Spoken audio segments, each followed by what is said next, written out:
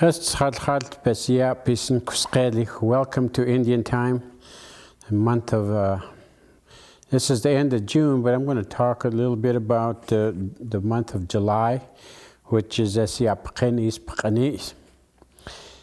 place name for today will be which is east of paradise.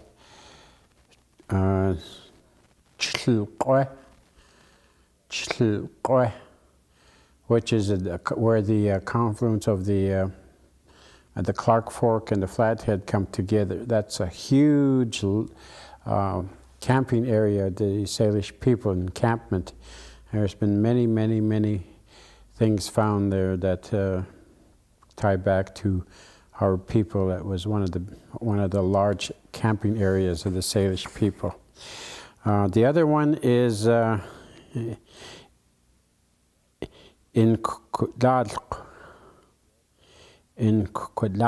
which means the red bark, or referring to the red bark, which is in the Sipe area. This area had at one time had some large pine trees in that area, and they said that the bark was just really red, so they called it in Kudladl. That because it was so red. So we have in Kudladl, we're placed near the Sipe area where Joe Sipe lived in this area and had his medicine dances in the area. And Chlqe is east of Paradise, and the confluence where that cut-off road from St. Regis and road coming from here at 200, and then that where the river goes down and meets the Flathead River. That whole area is known as Chlqe, a place where Salish people camped and lived. The activities this month, July. July is a celebrating month. It's a time where in the spring, after the spring, the Salish people would take a break at this time to get together and celebrate before they went on in their different directions again to gather food and supplies for the winter.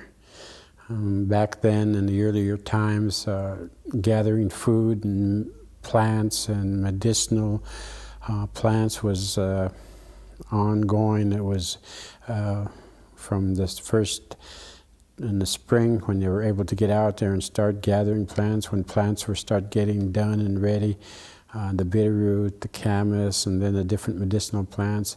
All through the summer and the fall, they'd be gathering plants and getting food, getting ready for the winter months. And then in the springtime, they'd take a short break here, get together, do some celebrating, and then move on. Over the years, the time where the 4th of July, where the Suyapis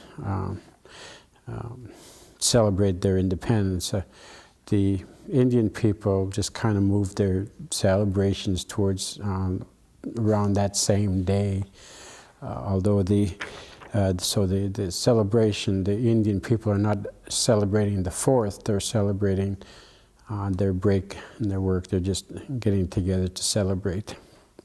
So that's what's happening during this month. And also coming up, also on this day, during the month of July, on the 13th of July in 1892, Congress appropriated $12,000 for the support and civilization of Charlot's band of Salish, now on the Flathead Reservation. After they moved them up from the Bitterroot, they were appropriated $12,000 in 1892 to help support and civilize the Salish people.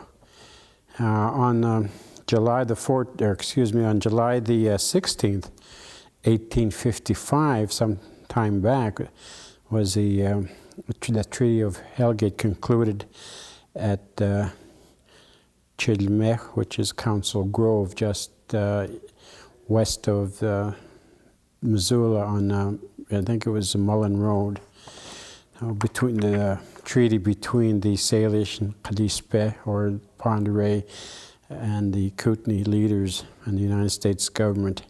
At that time, they established the Flathead Reservation.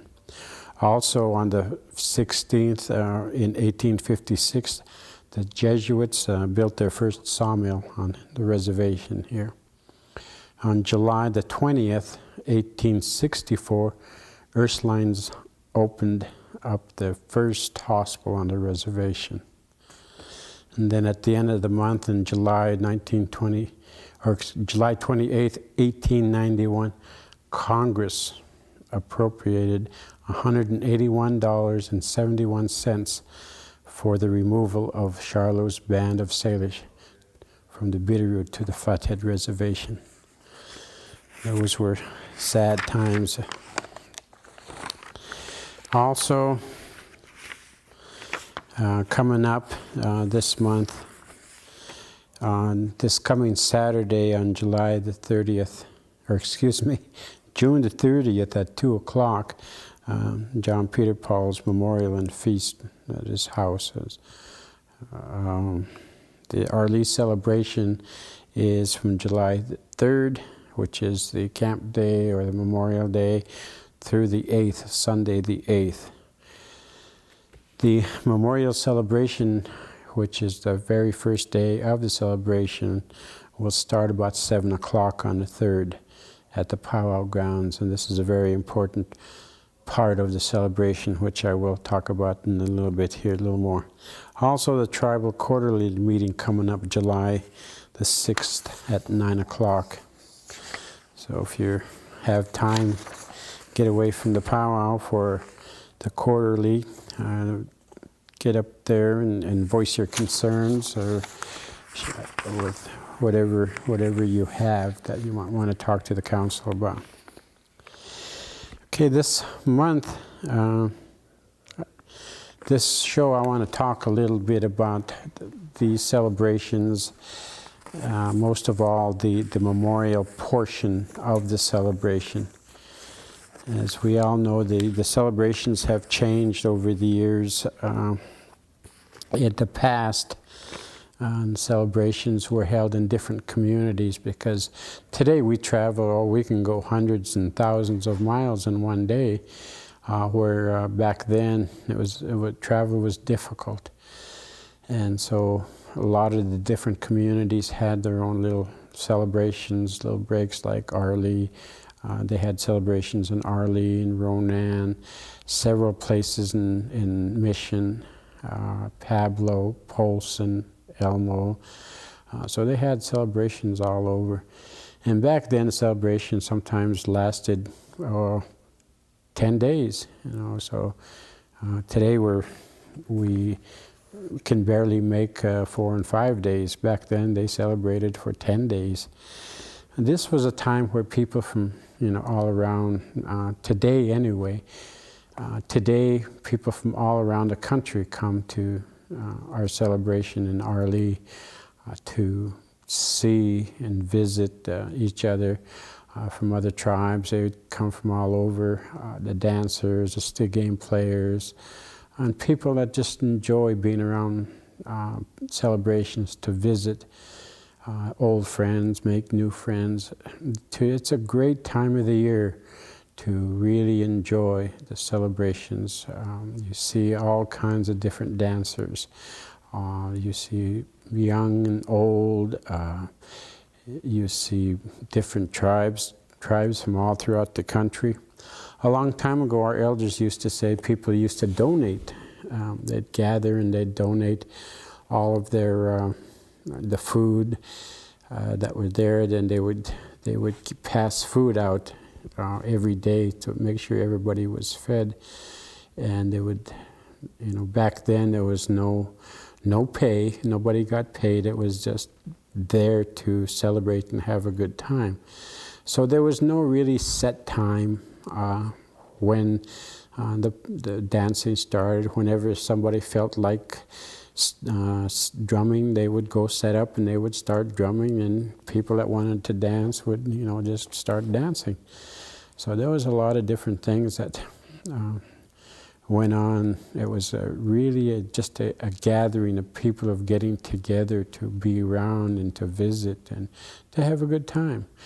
My grandmother used to always talk about reenactments. They used to reenact raiding parties at the powwow grounds just north or east, or the powwow grounds over the hill there. They used to have people dress up and get ready on their horses, and then they would reenact a war. So there was a lot of kind of like a pageant. They reenacted a lot of things back then. The scalp dance, the dog soldiers, all of those things were reenacted, and it sounded like it was a lot of fun back then. Today, our celebrations have changed a lot. They have been commercialized. Competition, drumming competition, dancing competition. So a lot of that has changed over the years, which is, in one hand, it's pretty sad that we have to pay our people to dance, pay our drummers to sing, and it's pretty sad when you hear young kids talk about, when you ask them if they're going to dance, they say, well, how much are they paying? How much am I going to get paid? Things have changed. It's some time back, I know they tried to do away with contests, and nobody came. So it's something that I guess we have to try to live with and try to be competitive now. Everything's, competition. But the first day of the powwow, which is the memorial, is to me is the beginning of a celebration. Supposedly, you're not supposed to do anything. There's no gambling, no stick game, no nothing is supposed to start until after the memorial. Even the children were told back then to be quiet and not to make any noise, it was a quiet time until after the memorial. And after the memorial, people would gather, get together, and the memorial was to honor those people that had passed on in the past year. But today we not only honor those people, but all those people that have passed on years before. What they do today at the memorial is during that memorial dance at 7 o'clock, people would gather. People who have lost loved ones in the past year would come to this memorial.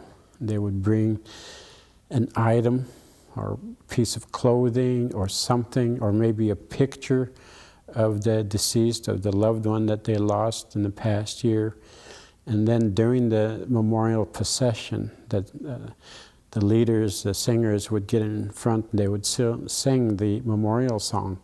And as they went around to dance in the procession, people would carry their loved ones' pictures or clothing or some item of that deceased as they went around and showed the crowd, this was part of it. And they would shed tears and sorrow during this process. And as they went around several times singing the song, making sure that everybody that want to be part of it had a time to participate. After the songs were sung, and then people would say, okay, the leaders would then say, all right, shed your tears. We have shed our tears for our loved ones. Now let go. Let that go. It's time now to celebrate, to have fun. And everybody would holler and make noise, and then that would be it. Then everybody started the celebration. The stick games would start, and the dancing would start, and the card games and everything else. The kids would then were allowed to make noise on this. Then it was all over. Then you celebrated. Then it was the rest of the time was for celebration. And then we'd get into some of the different dances and the different things. with that, we'll take a short break here.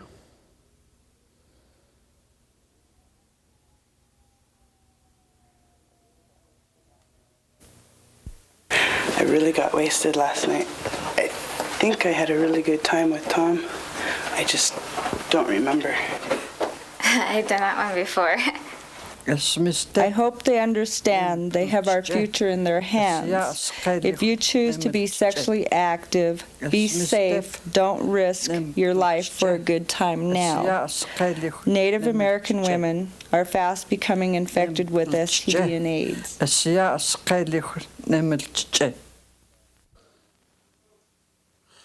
Welcome back to Indian Time. Today I'm talking about the upcoming celebration, our annual celebration at Arlee. I talked earlier a little bit about the importance of the Memorial Day dance, which is the first day of the celebration. Like I said, nothing usually started until after the celebration, or after the memorial portion of it was done. Some of the let me remind you, today's place names is Chlqwe, which is east of Plains, a big camping area, the Salish long time ago, where the confluences of the Clark Fork River and the Flathead River meet, and that whole big area there's a big, large camping area. The other one is in Quetquedatl, which is in the Sipe area, where Joe Sipe lived. In that area, there used to be some tall pine, big pine trees that had bark was really, really red, and they called this place in Quetquedatl. Getting back to the celebrations that that is coming up here. As I said, it's a time for celebrating and having a good time. Things have changed over the years, how celebrations were done in the past. When celebrations were in the past were just happened. The dancing just took place whenever somebody wanted to sing and dance. And there was also a lot of different activities that took place over that right after once we got started. There was one story that Vic Lumpry told us at one time, that he said that there was a woman from Yakima who was sick and dreamed that if she if she danced around, she would get well. And he said that the time he guessed that the woman thought it was good at that time. So when she came, and so at the celebration, she danced. At that time, no women danced at all. They weren't allowed to. But she came and she danced, and all the other women thought that was pretty nice, and they liked it. And so other women started dancing. And so that's one version that was by Vic Lumpry, how he heard the dancing. Women started dancing. Excuse me. But during the celebration, you see many different kinds of outfits. Fancy dance outfits, grass dance outfits, traditional dance outfits. I remember my Uncle Pete Beaverhead used to say, he used to laugh and say that you could tell when it was getting close to celebration a long time ago, because people would start collecting pocket watches, and they'd take their pocket watch apart. And as you all know, the pocket watch, the back head was bright and silver colored, was silver. They would take those and they'd use that for, decorating for their outfits. So everybody had used up all their pocket watches. But today, with the material that we have available now, you could see a person, a dancer, can get very, very creative with a lot of different things. And so the traditional ways of dressing have changed also over the years because of the competition, the commercialized dancing. There's a lot of effort and a lot of money and time that goes into outfits today, because the showier outfit, the more likely you're going to get the attention of the judges that are out there, and they supposedly they judge you on your dancing and on your footwork, but and judges will also they notice somebody's fancy dance outfit or somebody's traditional dance outfit. So they really put a lot of time and effort into the outfits, and so a lot of people that go from powwow to powwow or celebration to celebration, they will see other dancers and they will like the way this outfit over here looks, or how this over here, and how they made that. So when he gets back after the powwow season, he'd get home, then he'd start creating and making things to add to his outfit. Some of the things that he's seen during the past year at some different celebrations, and so the next celebration he'll have those things, because they want to look their best and their fanciest, because today's celebrations is like the rodeo circuit. Cowboys go from rodeo to rodeo riding, and trying to win money on horses, bucking horses and bulls and whatever. Today's Indian dancers are no different. They go from powwow to powwow and hoping to place, to win. So trying to win money. If they win money, that gives them money to go to the next celebration. So there's a lot of competition, and it's a lot of these dancers will call around throughout the country. Before powwow season starts, they'll call here and ask, well, when is your closing date, registration? When does your registration close? How much are the prizes? And they'll ask for all that. Then they make out their schedule to this. So they'll say, well, I like this. They pay good over here. I like their schedule here. This one will work here. So like a rodeo circuit, the cowboys, they will schedule their different powwows. So as soon as they're done here, the next weekend they're over here, the next weekend they're over here, and hoping that their chances of winning are good. So there's a lot of preparation, even in the dancers, to what celebrations to go to make sure that they're ready and can make it. So there's a time-wise, they have to kind of break it down to the minute, I guess, in order to make the different celebrations. A long time ago, celebrations, when there was no dancing going on, they did foot races. They had foot races, horse races.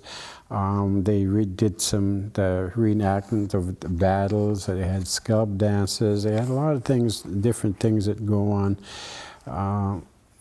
Besides dancing when nobody else was dancing. The leaders would get together and they would plan all these different things. Also during the celebration is what we call a canvas dance. A canvas dance is usually done after the regular dancing of the day. The last session of the dancing was over, and sometime afterwards people would get together and do a canvas dance. What is they get a piece of canvas and stick and they beat on the canvas, and there's different canvas dance songs that go along with it. Part of that is a long time going back, way back, prior to today's dancing, where the canvas dance came from, was that this was the part of a raiding party. People would get together and start a canvas dance, and then they would go from camp to camp. And all of those that wanted to go on the raiding party would gather. And then sometimes, as the canvas dance would continue during the night, the warriors would leave at night somewhere and they wouldn't even know, and they'd disappear into the night, go on their raiding party. So a lot of today's canvas dances are just for the songs and fun now, but canvas dancing back in those days was, had a purpose. Had a purpose for, I guess all of our songs had a purpose. They had parade songs where Parade songs were sung, and people would dress up and go around into the camping area and show off their horses, their outfits, and they just parade.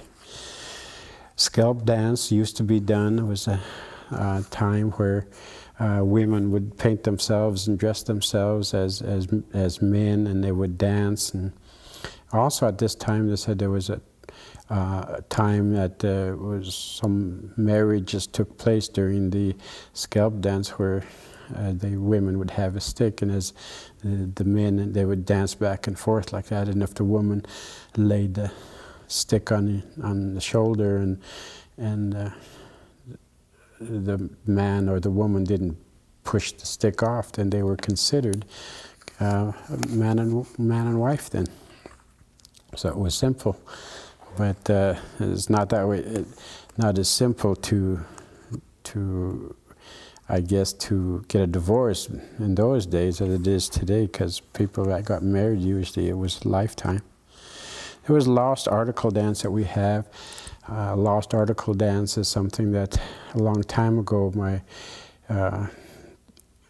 grandparents used to say that people would lose articles and they were gathered. Then they would have a lost article dance, and people would come in and gather their things, but as they took their stuff back, they had to tell a story, how they got this, so they kind of reenact some of the old ways of telling a warrior, telling of his good deeds and those kinds of things. So there's different things happening that coming up at the Arlee Celebration, which so I always look forward to going back and to meeting friends, old friends come from different areas, and making new friends. So we're running out of time now, so I hope to see you all there. Lem jam chpe siya rest halt halt.